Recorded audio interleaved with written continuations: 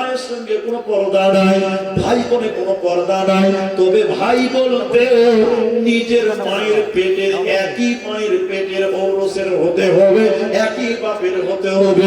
চাচাতো ভাই, মামাতো ভাই, খালাতো ভাই, ফুফাতো ভাই হইলে চলবে না, নিজের মায়ের বাপের একই ঔরসে হতে হবে। এই ভাই বোনের কোনো পর্দা নাই। তারপরে দাদার সঙ্গে কোনো পর্দা নেই, এগুলো আমি হাদিস থেকে আবার চলে যাচ্ছে। নানার সঙ্গে পর্দা নেই, নানার সঙ্গে কোনো পর্দা নেই। ভাতিজা, নিজের ভাতিজা, ভাতিজা বুঝেন তো, ভাস্তা ভাই তো, মানে নিজের ভাইয়ের ছেলে ভাতিজা, ওর সঙ্গে কোনো পর্দা নাই। তবে চাস্তো ভাইয়ের ছেলে হলে চলবে না। আরে চাস্তো ভাইয়ের সঙ্গেই তো পর্দা করতে হবে, চাস্তো ভাইয়ের সঙ্গেই তো পর্দা করতে হবে। তাহলে নিজের ভাই তার ছেলের সঙ্গে পর্দা নেই, আর নানার সঙ্গে পর্দা নাই। নানা মানে নিজের নানা, গ্রামের বুড়া লোকের নানা, কারণ যুবতী বেটি ছেলের নানি নানার সঙ্গে ইয়ার্কি করছে, নানাতেই যত গন্ডগোল করছে, নানা পিঠে লেগেছে গা। জি, তাহলে যে শুনলেন, এরপরে বললেন আল্লাহ বলেন মেয়েদের সঙ্গে মেয়েদের কোনো পর্দা নাই, মেয়েদের সঙ্গে মেয়েদের কোনো পর্দা করতে হবে না। শুনলেন কিনা গোলামের সঙ্গে কোনো পর্দা নাই, এখন আর কিনা গোলাম নাই, তাই এখন এটা নিয়ে ঝামেলাও নাই। তাহলে মেয়েদের সঙ্গে কোনো মেয়েদের পর্দা নাই, কিনা গোলামের সঙ্গে পর্দা নাই, আর ওই ছেলেদের সঙ্গে পর্দা নাই যারা নারী কি জিনিস এখনো বুঝে না। ওই নাবালক বাচ্চা ছেলেদের সঙ্গে কোনো পর্দা নাই, হিজড়েদের সঙ্গে কোনো পর্দা নাই।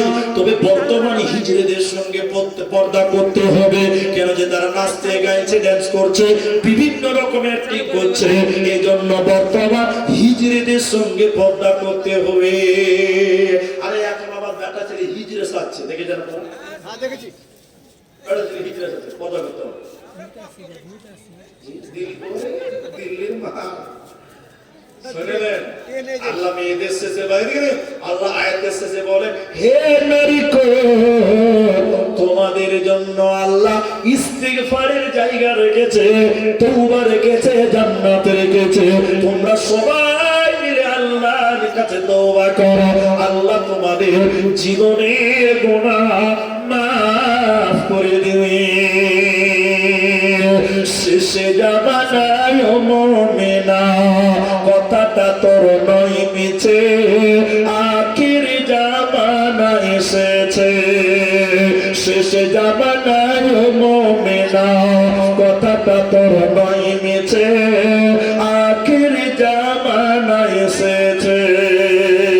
আগেকার নারীরা সব পুরুষ দেখিলে ঘুমটা দিয়ে চলে যেত কাছে দাঁড়ালে, এখনকার নারীরা সব পুরুষ দেখে কের করে না ধাক্কা মেরে চলেছে। আখির জামানা এসেছে, আখির জামানা এসেছে।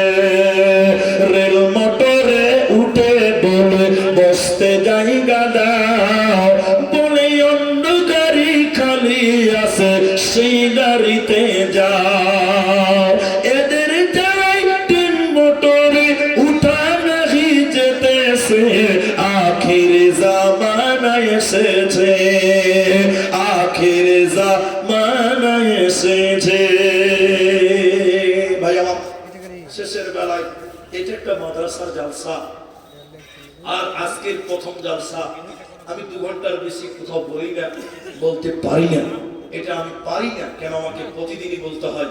আমি আপনাদের শেষ মোমেন্টে আমার ছোট ভাই আরেকজন বক্তা তিনি আসবেন, আখতার হোসেন, তরুণ বক্তা এবং নতুন বক্তা, তরুণ বক্তা এবং নতুন বক্তা তিনি আসবেন।